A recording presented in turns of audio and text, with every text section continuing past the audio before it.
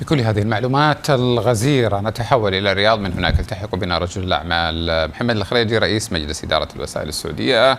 سيد الخليجي أهلا بك، سعيد بظهورك الأول في المباشر عبر في المرمى، حياك الله. أهلا، مساء الخير أو صباح الخير وبتان. أهلا وسهلا. خلينا بنبدأ من آخر حدث صار اليوم بعد المباركة لكم على تدشين الملعب وعلى الفوز بعقده. اليوم كان عندكم فيديو البارح اللي سموها النصراويين غزوة الجامعة، وفجأة اختفى الفيديو، وبعد كذا ساعات رجع الفيديو. يعني طلعت الكثير من الإشاعات انه والله قالوا في أحد اتصل بكم وقال لكم شيلوا هالفيديو لأسباب ثقافية، وفي أحد اخترق حسابكم وحساب النصر، وفي أحد قال إنه أو مرر أيضا من الإشاعات إنه والله غلطة موظف بسيط في الشركة عندكم حذف فوين الحقيقة؟ ليش اختفت الفيديوهات ورجعت؟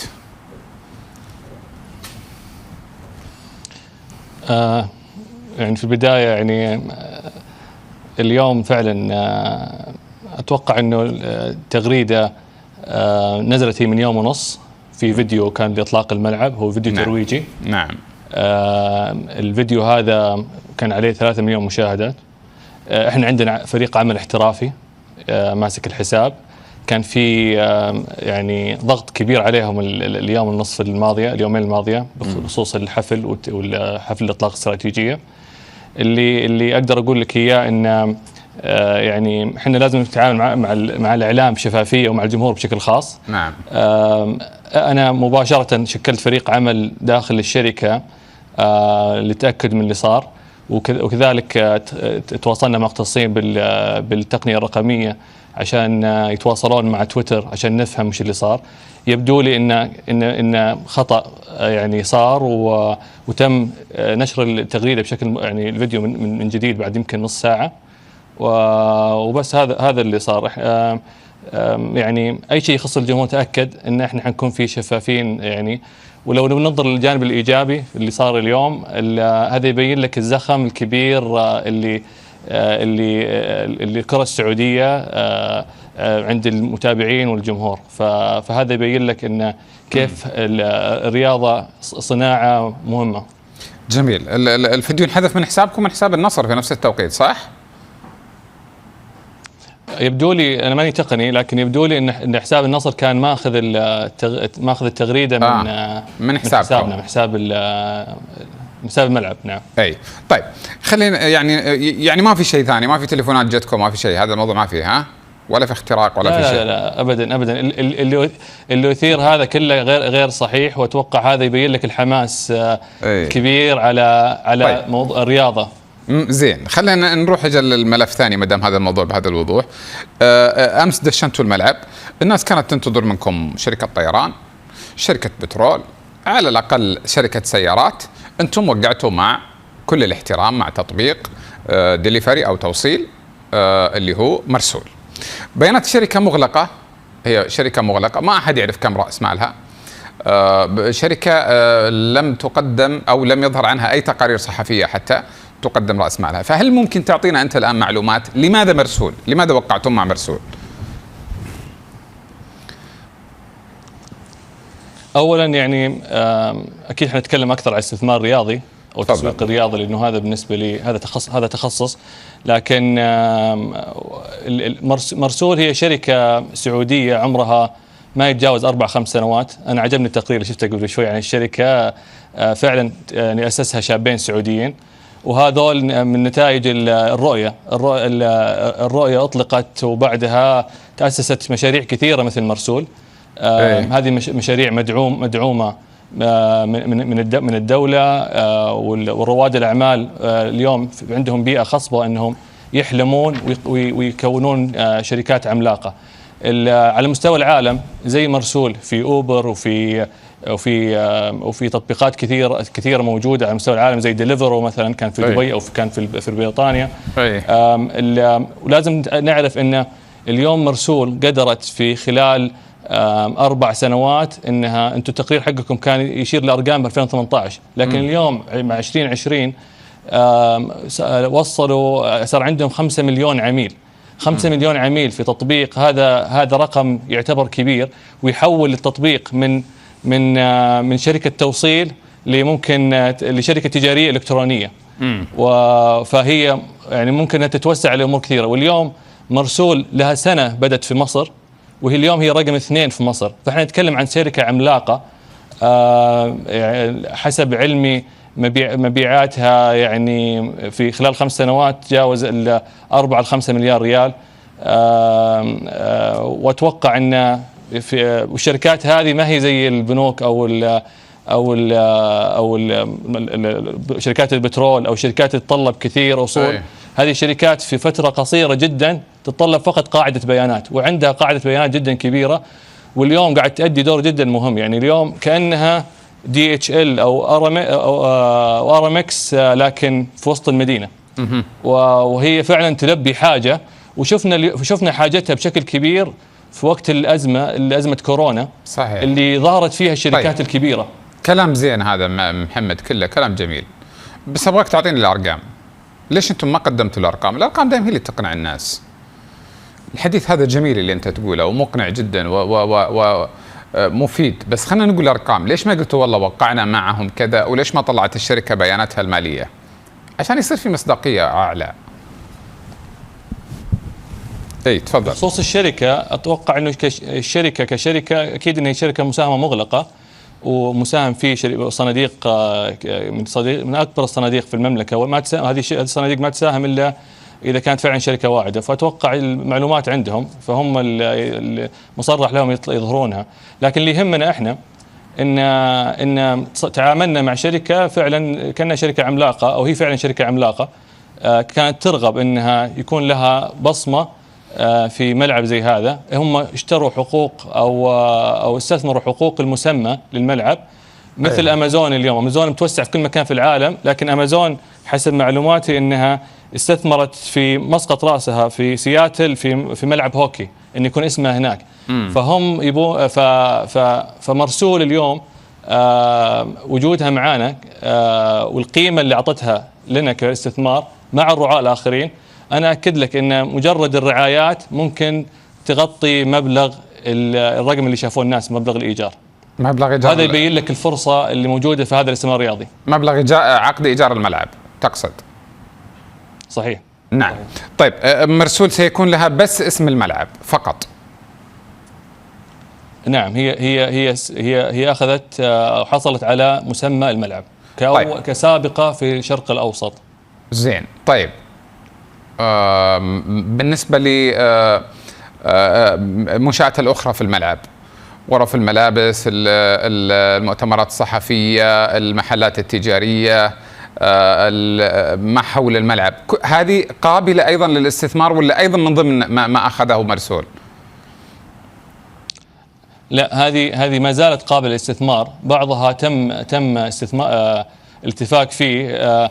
احنا يعني ركزنا كثير ان يكون عندنا تجربة عالمية داخل السعودية. اليوم يا بتال اذا سمحت لي، يعني احنا في شركة وسائل السعودية يعني عندنا خبرة طويلة في جلب الإعلانات، وهذا أساس عملنا. صحيح. واللي قاعدين نسويه اليوم في الاستثمار الرياضي هو شيء سبق سويناه من 38 سنة عن طريق شركة شقيقة، الشركة العربية لإعلانات الطرق. احنا يعني أمانات المناطق هي كأنها الآن الأندية الرياضية. أمانات المناطق كانت ما تستثمر لوحاتها ولا كانت تجيب دخل، كان بالنسبة لها هذا يعني دخل غير موجود. حنا كنا من أول الشركات، وشركة واحدة كنا الشركة الأولى اللي رحنا الأمانات وقدرنا إن نركب لوحات. كانت تركب اللوحة فقط ب1000 ريال رسوم كهرباء. اليوم اللوحة بالملايين، واليوم صارت أكبر مصدر دخل للأمانات، توصل يمكن مليار ريال بالسنة من أكبر مصادر الدخل اللي هي الإعلانات. جميل. فما بالك في الرياضة اللي اليوم المعلنين يدورون مدخل لها وما هم لاقين كثير فرص استثمارية. حلو. فاليوم الملاعب احنا نشوف دخولنا في هذا الموضوع عشان نخلق نموذج مع مستثمرين. واليوم يعني تونا ما بدينا، وقدرنا نوقع مع مرسول، قدرنا نوقع مع بنك الراجحي انه يكون مستثمر للصناديق، عفوا لغرف اللاونجز اللي حتكون عندنا 4 غرف لكبار الشخصيات متنوعة، حتكون غرف الضيافة برعاية بنك الراجحي. زين. وعندنا أكثر من راعي حنعلن عنه أيام القادمة إن شاء الله. زين. أيضا محمد، سمعت أنا ما أنشر في الإعلام أنه بيكون عندكم أكثر من استثمار غير رياضي للملعب، بمعنى بيكون في مطاعم ماركات عالمية موجودة في الملعب، الواحد يقدر يروح يتعشى بغض النظر في كورة ولا ما في كورة. هذا بيصير في شيء ثاني في الملعب، يعني مختلف عن أنه كونه ملعب كرة قدم فقط.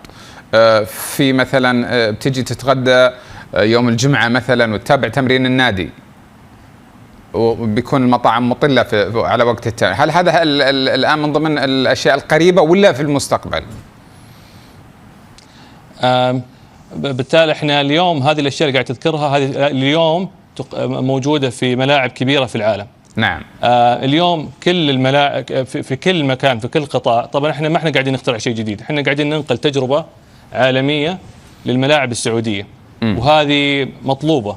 واحنا اليوم السعودية اليوم ما تقل عن اي دولة ثانية، وفعلا احنا مهم ان احنا ننوع مصادر الدخل. زين. وزارة الرياضة هيئت كثير من فرص الاستثمار على اساس ان تنوع مصادر الدخل وتعطي فرصة لنا احنا كقطاع خاص ان ندخل. احنا اللي سويناه في الملعب هذا والافكار اللي انت تو ذكرتها هي ممكنة وحتكون موجودة. احنا استعنا بفريق عمل عالمي ويمكن جزء منه حيتم تعيينه معنا في الشركة ليستفيد منه خبرات اللي عندنا المحليه وسواعد المحليه الموجوده في الشركه. نعم. موضوع المطاعم اللي حتكون في وقت التدريبات كانت مطاعم فاخره. اليوم اذا افراد الاسره ودهم يروحون الملعب عشان يطلون على فيو تمرين يعني مثلا، ملعب رياضي تمرين وكذا، اكيد انها شيء في ناس حتكون تدفع عشان تكون موجوده في هذا المكان. زين. واليوم المطاعم العالميه موجوده في الرياض، يعني ما يكون سهل ان نستقطبها هناك. اكبر مدينه الان خليجيه فيها مطاعم الرياض الفتره الاخيره. صحيح. طيب محمد، الهلال يوم كان له الملعب وقت المدرب البرتغالي خيسوس كان دائما يشترط انه يتمرن عليه، بس لما راح ما عاد صاروا الهلال يتمرنون عليه، يلعبون بس مباريات. النصر شو وضعه؟ عقده يسمح له بالتدريب كم يوم في الاسبوع ولا بس يلعب مباريات عليه؟ لا، هو العقد اكيد يسمح له، انه النصر شريك لنا في الملعب. النصر يعني بس اوضح شيء. الامس الدكتور صفوان سويكت رئيس مجلس الاداره يعني تلقاه الحين هو ينام بدري فاكيد نايم الحين. طيب خلينا نحشه ما دام نايم ما يمدي يشوفنا، قل لنا كل شيء. طيب استاذ، هو امس قال ان احنا يعني النصر ما دفع اي مبلغ في هذا الاستثمار، وهذه واللي ذكرها يعني هي معلومه صحيحه بس لازم اوضحها. اليوم الانديه يعني لها قيمه عاليه جدا، واحنا واستغلت فقط في موضوع الجيرزي التيشيرت الاعلانات، وما تم استغلالها بالكامل. اليوم انك انت تجلب نادي عظيم وكبير زي نادي النصر عنده جماهيريه كبيره، اي نادي كان النصر او الهلال او الاتحاد او الاهلي او الانديه الثانيه اللي عندها جماهيريه كبيره، وقدرت انك انت تستثمر حضورها في الملعب ما يتطلب انه يدفعوا لك فلوس، بالعكس ممكن المفروض انت تدفع لها فلوس انها تيجي تلعب عندك. صحيح.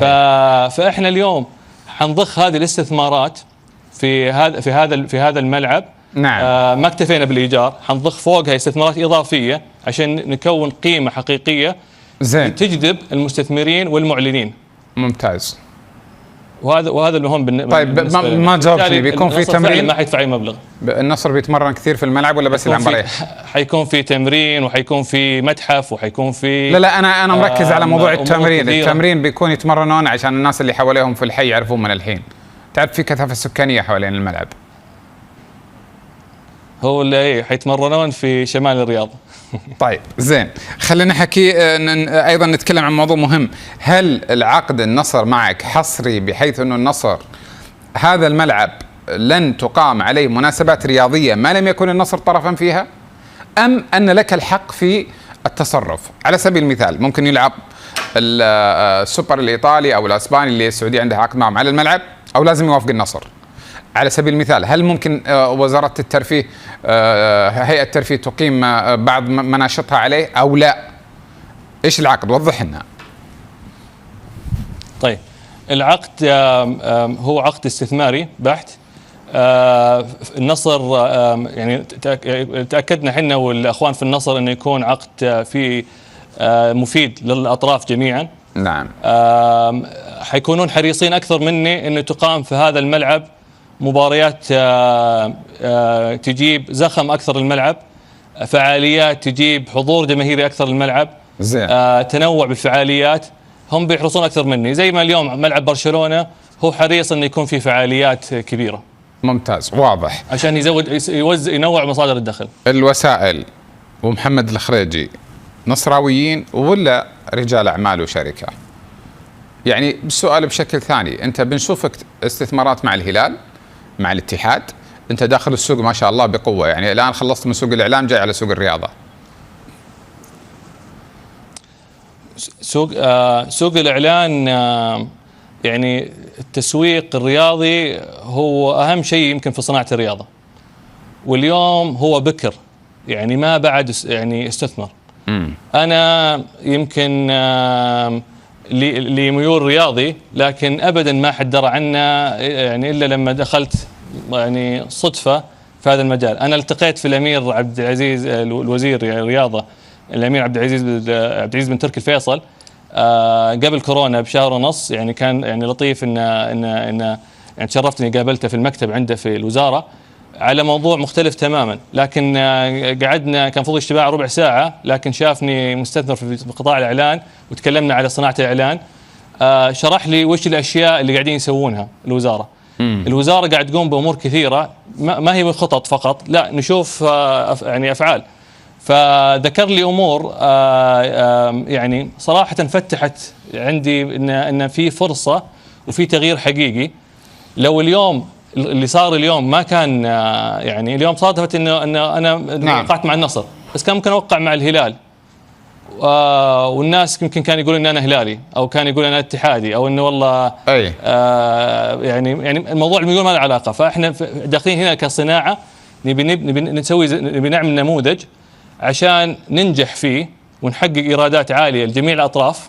نعم. ونبغى بعدين الأندية، وبدت اليوم الأندية الأخرى والمجالات الرياضية الأخرى تطلب مننا أن ندخل ونتعاون. يعني في مشروع هذا مجال محمد ينفتح مو بس لنا، يعني في مشروع مع الهلال، في مشروع مع الاتحاد جاية. في الباب دائما مفتوح. يعني احنا نتعامل معاهم بمواضيع الدعاية والإعلان من فترة طويلة. يعني هم ناس احترافيين واحنا ناس احترافيين.